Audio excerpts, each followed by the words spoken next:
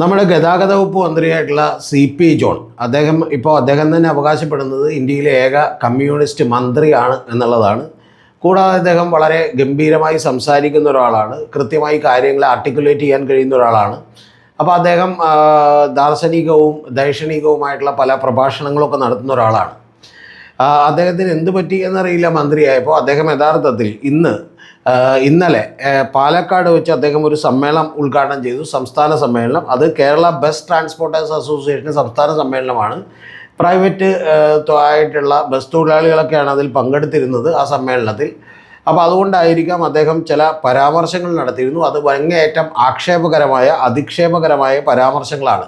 പ്രത്യേകിച്ചും ഇത്തവണ UDF government കൊണ്ടുവന്നിട്ടുള്ള ഏറ്റവും വലിയ അവരുടെ ഒരു ഫ്ലാഗ്ഷിപ്പ് പ്രോഗ്രാം എന്ന് പറയുന്നത് അവരുടെ 5 പരിപാടികളിൽ, ഇന്ദിരാ ഗ്യാരണ്ടികളിൽ ഏറ്റവും വലിയ പരിപാടിയായി അവർ കഴിഞ്ഞ മാസങ്ങളിൽ തന്നെ നടപ്പിലാക്കിയ ഒരു പരിപാടി എന്ന് പറയുന്നത് ഈ ബസ്സിനെ കുറിച്ചാണ്. അതായത് നമ്മുടെ ബസ്സിൽ ഫ്രീ ആയി വനിതകൾക്ക് യാത്ര ചെയ്യുന്നതിനെ കുറിച്ചാണ്.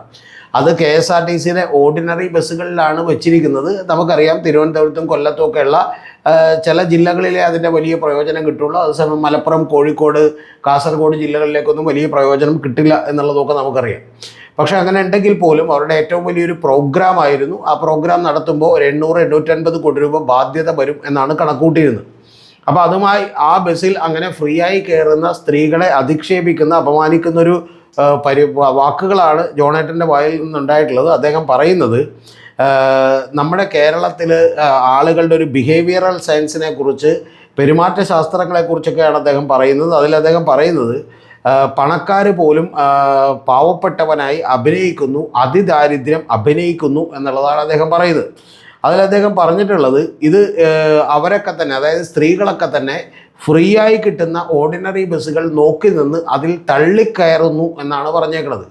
ജോണേട്ടനോട് പറയാനുള്ളത്, നിങ്ങൾ ഒരു വാഗ്ദാനം കൊടുത്തു, ആ വാഗ്ദാനം അനുസരിച്ച് ജനങ്ങൾ കയറുമ്പോൾ അത് വളരെ സന്തോഷകരമായി എടുക്കുകയും അത് സ്ത്രീ ശാക്തീകരണത്തിൻ്റെ വലിയ കാര്യമായി കാണുകയും സ്ത്രീകളുടെ മൊബിലിറ്റി വർദ്ധിച്ചാൽ അത് സമൂഹത്തിൽ തന്നെ വലിയ മാറ്റമുണ്ടാകുമെന്ന് പറയുകയും, കൂടാതെ സ്ത്രീകൾക്ക് പെർ മന്ത് 1500 രൂപ വീതം ലാഭിക്കാൻ പറ്റിയാൽ 18,000 രൂപ ഒരു കൊല്ലത്തേക്ക് ലാഭിക്കാൻ പറ്റുമെന്നും അത് വീടുകളിൽ വലിയ ഗുണകരമാകുമെന്നൊക്കെ പറഞ്ഞുകൊണ്ടിരുന്ന നമ്മൾ സ്വാഭാവികമായിട്ടും ഇപ്പം എന്തിനാണ് അവർ ഫ്രീ ആയിട്ടുള്ള ബസ്സുകൾ നോക്കി തള്ളിക്കയറുന്നു എന്ന് പറഞ്ഞുകൊണ്ട് അവരെ അധിക്ഷേപിക്കുന്നത് എന്നുള്ളത് എനിക്കറിയില്ല. രണ്ടാമത്തെ കാര്യം അദ്ദേഹം പറയുന്നത്, ഇത് അതേസമയം പ്രൈവറ്റ് ഹോസ്പിറ്റലിൽ ഇതുപോലെ ദാരിദ്ര്യം അഭിനയിച്ചുകൊണ്ട് പ്രൈവറ്റ് ഹോസ്പിറ്റലുകളിൽ പോകാതെ ഗവൺമെൻറ് മെഡിക്കൽ കോളേജുകളിലും ഹോസ്പിറ്റലുകളിലൊക്കെ തന്നെ അവരുടെ വരാന്തയിൽ വന്ന് കിടക്കാനും ആളുകൾക്ക് മടിയില്ല എന്നുള്ളതാണ്. എന്ന് പറഞ്ഞാൽ പണം ചിലവാക്കാതിരിക്കാൻ വേണ്ടി.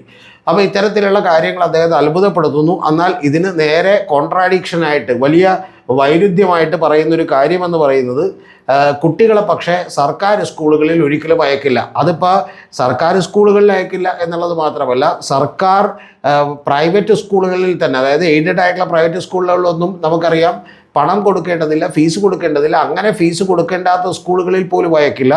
പക്ഷെ അവർ അയക്കുന്നത് എങ്ങനെയാണെന്ന് വെച്ചാൽ ഫീസുള്ള സ്കൂളുകളിൽ മാത്രമേ അയക്കുള്ളൂ എന്നുള്ളതാണ്. അപ്പോൾ അവരുടെ ഒരു പെരുമാറ്റത്തിലെ ഈ വിചിത്രമായ രീതികൾ അദ്ദേഹത്തിന് മനസ്സിലാവുന്നില്ല എന്നാണ് അദ്ദേഹം പറഞ്ഞിട്ടുള്ളത്. സത്യത്തിൽ എന്നോടൊക്കെ വിളിച്ച് സംസാരിച്ചാൽ പോലും ഞാൻ പറഞ്ഞു കൊടുത്താൽ ഇതിൽ മനസ്സിലാകേണ്ട കാര്യമൊന്നുമില്ല ജോണേട്ട, വളരെ സിമ്പിളാണ് കാര്യമെന്ന് പറയുന്നത്. എന്ന് പറഞ്ഞാൽ അവരുടെ ജീവിതത്തിൽ അവർ വലിയ സുഖങ്ങളോ അല്ലെങ്കിൽ മറ്റുള്ളതോ ഒന്നും അനുഭവിക്കണമെന്നില്ല. അവർ സ്വന്തം പണം മിച്ചം വെച്ചുകൊണ്ട് സ്വന്തം കുട്ടികളെ കുറച്ചുകൂടി ഭാവി ഭദ്രമാക്കാൻ വേണ്ടി അവർ ആലോചിക്കുന്നു. അവർ വിചാരിക്കുന്ന ഒരു കാര്യമെന്ന് പറയുന്നത്, തീർച്ചയായിട്ടും കുറച്ചുകൂടി കാശ് കൊടുത്തിട്ടുള്ള പ്രൈവറ്റ് സ്ഥാപനങ്ങളിൽ പഠിപ്പിച്ചാൽ വലിയ രീതിയിലുള്ള എഡ്യൂക്കേഷൻ കിട്ടുമെന്നും കുട്ടികൾക്ക് കുറേ കൂടി ഉയർച്ച ഉണ്ടാകുമെന്നും ഒക്കെ അവർ വിചാരിക്കുന്നു. അതുകൊണ്ട് അവർ കുട്ടികൾക്ക് വേണ്ടിയിട്ട് അവർ ഇതുപോലെ മിച്ചം പിടിക്കുന്ന എല്ലാ പണവും എടുത്ത് ചിലവാക്കാൻ അവർക്ക് മടിയില്ല. പക്ഷെ അവരുടെ കാര്യങ്ങളിലേക്ക് വരുമ്പോൾ അവർ സ്വാഭാവികമായിട്ടും കുറച്ച് ബുദ്ധിമുട്ടിയാണെങ്കിലും കാത്തു നിന്നാണെങ്കിലും തിക്കിത്തിരക്കുകയാണെങ്കിലും പ്രിയദർശിനി ബസ്സുകളിൽ പോയാൽ സ്വന്തം കാശ് ലാഭിക്കാമല്ലോ എന്ന് അവർ വിചാരിക്കുന്നു. അതാണ് ഒന്നാമത്തെ കാര്യം. ഇനി രണ്ടാമത്തെ പ്രധാനപ്പെട്ട കാര്യമെന്ന് പറയുന്നത്, തീർച്ചയായിട്ടും ഹോസ്പിറ്റലുകളിൽ ചെല്ലുമ്പോഴും അത് അവരുടെ ജീവനെ, അവരുടെ ആരോഗ്യത്തെയൊക്കെ ബാധിക്കുന്നൊരു കാര്യമാണ്. അതുകൊണ്ട് അവർ എത്ര ബുദ്ധിമുട്ട് സഹിച്ചാൽ പോലും തീർച്ചയായിട്ടും ഞങ്ങൾക്ക് മെഡിക്കൽ കോളേജുകളും ഗവൺമെൻറ് ഹോസ്പിറ്റലുകളിലൊക്കെ ചെല്ലാം എന്നുള്ളത് എന്ത് ചെയ്യുന്നു, അവർ തീർച്ചയായിട്ടും വിചാരിക്കുന്നു. അതേസമയം സ്വന്തം കുട്ടികളുടെ കാര്യം വരുമ്പോൾ ഞങ്ങൾ അനുഭവിച്ച ബുദ്ധിമുട്ടുകളും കഷ്ടപ്പാടുകളും ഒന്നും അവരനുഭവിക്കേണ്ട, പകരം അവർക്ക് കുറേ കൂടി മെച്ചപ്പെട്ട വിദ്യാഭ്യാസം കിട്ടട്ടെ എന്ന് വിചാരിച്ചുകൊണ്ടാണ് ഇത് യഥാർത്ഥത്തിൽ ഈ പറയുന്ന ആളുകൾ അങ്ങനെ ചെയ്യുന്നത്. ആ പാവപ്പെട്ട സാധാരണക്കാരായിട്ടുള്ള ആളുകളുടെ മനസ്സിലാക്കാതെ ജോണേട്ടനെ പോലുള്ള ഒരാൾ ഇത്തരത്തിലുള്ള ഒരു പ്രസ്താവന നടത്തിയത് അങ്ങേയറ്റം അനുചിതമായി പോയി എന്നേ ഞാനിപ്പോൾ പറയുന്നുള്ളൂ.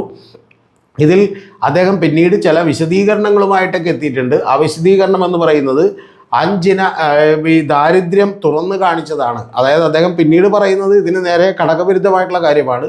അതായത് ബസ്സിന് കാത്തു നിന്ന് ഫ്രീ ആയിട്ടുള്ള ബസ്സിൽ കയറി ആളുകൾ സ്ത്രീകൾ യാത്ര പോകാൻ വേണ്ടി കാണിക്കുന്ന മനസ്ഥിതി എന്ന് പറയുന്നത് അതവരുടെ ദാരിദ്ര്യമാണ് തുറന്നു കാണിക്കുന്നത്. അതുപോലെ മറ്റേ മെഡിക്കൽ കോളേജുകളിലും ഗവൺമെൻറ് ഹോസ്പിറ്റലുകളിലൊക്കെ പോകുന്നതും അവിടെ ദാരിദ്ര്യമാണ് തുറന്നു കാണിക്കുന്നത്. അതിനുശേഷം അദ്ദേഹം സാധാരണ വി ഡി സതീശനൊക്കെ ഉപയോഗിക്കുന്ന ഒരു തന്ത്രം പോലെ അദ്ദേഹം പറയുന്നൊരു കാര്യം, മറ്റേ പിണറായി സർക്കാരൊക്കെ തന്നെ ദാരിദ്ര്യം ഒഴിവാക്കിയിരുന്നു എന്ന് പറഞ്ഞിരുന്നു, പക്ഷേ ദാരിദ്ര്യമുണ്ട് എന്ന് കാണിക്കാൻ വേണ്ടിയാണ് അദ്ദേഹം പറഞ്ഞത് എന്ന് പറയുന്നു. കൂടാതെ അദ്ദേഹം പറയുന്ന ഏറ്റവും പ്രധാനപ്പെട്ട കാര്യം, അതിൽ പറയുന്നതിൽ തെറ്റുണ്ട്. കാരണം പിണറായി സർക്കാർ പറഞ്ഞത് ദാരിദ്ര്യം ഒഴിവാക്കി എന്നുള്ളതാണ്. ദാരിദ്ര്യം ഒഴിവാക്കി എന്ന് പറഞ്ഞിട്ടില്ല. പക്ഷെ അദ്ദേഹം ഇപ്പോൾ പിടിച്ചു നിൽക്കാൻ വേണ്ടി അതൊക്കെ പറയുന്നു. പക്ഷേ ഏറ്റവും പ്രധാനപ്പെട്ട കാര്യം, അദ്ദേഹം ആദ്യം ആ പ്രസംഗത്തിൽ പറഞ്ഞ കാര്യമെന്ന് പറയുന്നത് അങ്ങേയറ്റം തെറ്റാണ്. അത് ഗവൺമെൻറ് ഒരു കാര്യം ആളുകൾക്ക് കൊടുക്കാൻ വേണ്ടി തീരുമാനിക്കുകയും അതിൻ്റെ ഗുണഫലം എടുക്കാൻ വേണ്ടിയിട്ട് ജനങ്ങൾ തയ്യാറാവുകയും ചെയ്യുമ്പോൾ അവർ അതിദാരിദ്ര്യം അഭിനയിച്ചുകൊണ്ട് അവർ പണക്കാർ പോലും പാവപ്പെട്ടവരായി അഭിനയിച്ചുകൊണ്ടുള്ള ഒരു നിലപാടെടുക്കുകയാണ്, അവർ തള്ളിക്കയറുകയാണ് എന്നൊക്കെ പറഞ്ഞത് അങ്ങേയറ്റം അനുചിതമായി പോയി എന്നുള്ളത് ഞാനൊന്ന് പറഞ്ഞോട്ടെ. യഥാർത്ഥത്തിൽ പണ്ടൊരിക്കൽ എന്നെ ഇങ്ങനെ ഞെട്ടിച്ചൊരാൾ KS ഹരിഹരനാണ്. അപ്പോൾ അദ്ദേഹം നിങ്ങൾക്കെല്ലാം ഓർമ്മയുണ്ടാവും, RMPയുടെ വലിയ നേതാവായിരുന്നു. അദ്ദേഹം ഷൈല ടീച്ചറെയും അതുപോലെ മഞ്ജു വാര്യരെയും കുറിച്ചൊരു കമൻറ്റ് ഇതുപോലെ നടത്തിയിരുന്നു. സത്യത്തിൽ അദ്ദേഹത്തോടൊക്കെ സംസാരിക്കുമ്പോൾ അദ്ദേഹമൊക്കെ നല്ല അറിവും വിവരമൊക്കെ ഉള്ള ഒരാളാണ്. പക്ഷേ ഇങ്ങനെയുള്ളൊരു കമൻറ്റ് അദ്ദേഹത്തിൻ്റെ ഭാഗത്തു നിന്ന് ഉണ്ടാകും എന്ന് നമ്മൾ വിചാരിച്ചില്ല. പക്ഷേ അത് ഉണ്ടാവുകയും ആളുകൾ ചിരിക്കുകയും പിന്നീട് വലിയ രൂക്ഷമായിട്ടുള്ള വിമർശനം ഏൽക്കേണ്ടി വരികയൊക്കെ ചെയ്തു. വിമർശനത്തിന് അർഹരാണ് എന്നുള്ളത് തന്നെയാണ് എൻ്റെ പക്ഷം, ആ കമൻറ്റിലും ഈ കമൻറ്റിലും ഒക്കെ തന്നെ. അതുകൊണ്ട് കുറച്ചുകൂടി ശ്രദ്ധിച്ചും സൂക്ഷിച്ചുമൊക്കെയാണ് താങ്കളെപ്പോലാൽ സംസാരിക്കേണ്ടത്. കാരണം താങ്കൾ അവകാശപ്പെടുന്നത് ഇന്ത്യയിലെ ഏക കമ്മ്യൂണിസ്റ്റ് മന്ത്രിയാണ്, അത് UDF മന്ത്രിസഭയിലാണെന്നാണ് അദ്ദേഹം എപ്പോഴും പറയാറുള്ളത്. പലപ്പോഴും അദ്ദേഹം വളരെ ഗംഭീരമായി സംസാരിക്കുന്ന ഒരാൾ കൂടിയാണ്. പക്ഷേ ഇത്തരം ചിന്തകൾ അദ്ദേഹത്തിൻ്റെ മനസ്സിലുണ്ട്, അത് പുറത്തേക്ക് വന്നു എന്നറിയുന്നതിൽ വലിയ വിഷമമുണ്ട്. തീർച്ചയായിട്ടും അദ്ദേഹത്തിൻ്റെ പുറമേ കാണുന്ന തിരുത്തലുകൾ മാത്രമല്ല, മനസ്സിൻ്റെ ഉള്ളിൽ തന്നെ അദ്ദേഹം തിരുത്തും എന്ന് കൂടിയാണ് ഞാൻ പ്രതീക്ഷിക്കുന്നത്.